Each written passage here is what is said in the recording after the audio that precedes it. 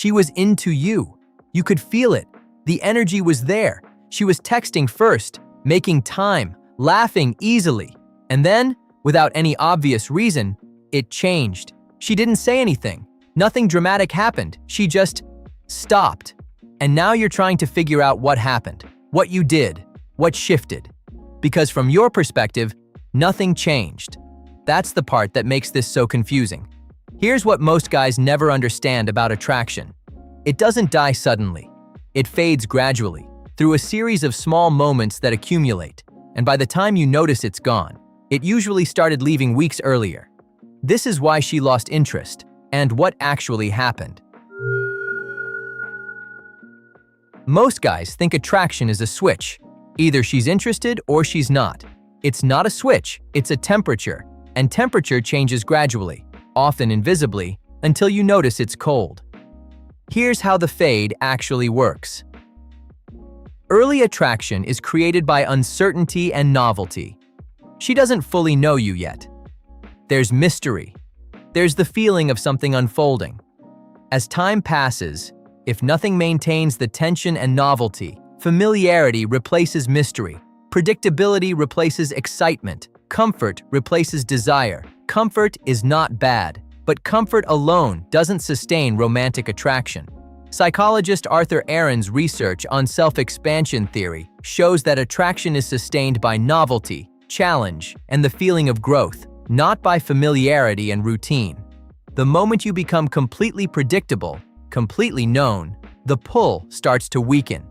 This doesn't mean you did something wrong. It means the dynamic stopped creating the conditions attraction needs to stay alive. These are the 5 most common attraction killers. They happen slowly, and most guys don't see them while they're happening. 1.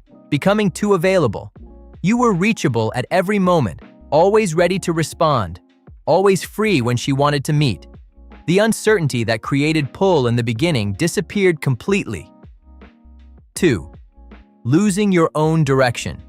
You started organizing your life around her, her schedule, her mood, her responses. Your own goals, interests, and momentum faded into the background.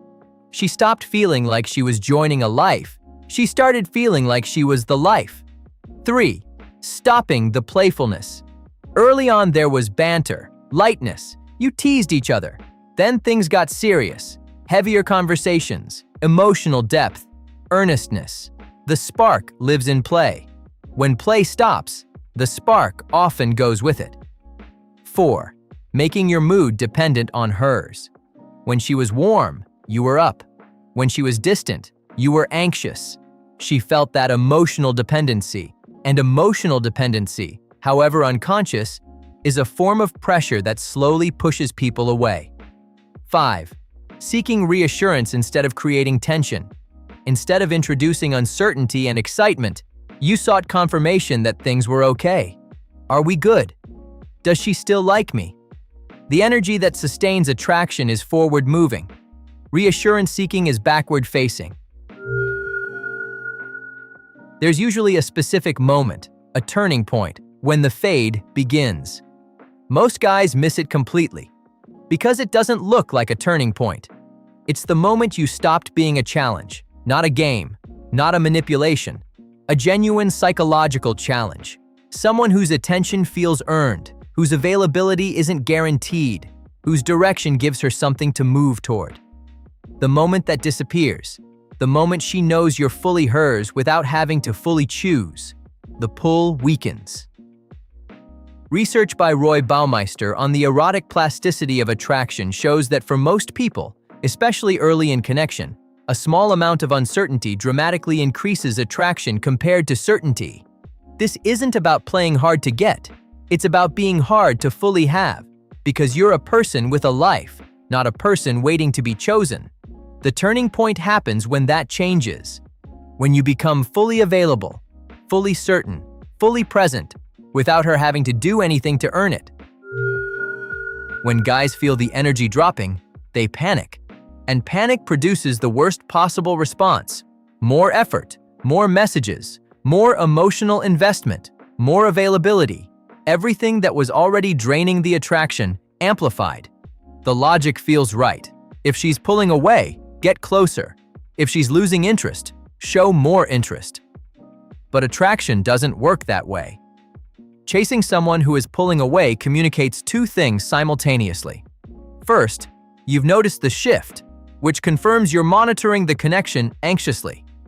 Second, you're willing to give more with no evidence that more is deserved.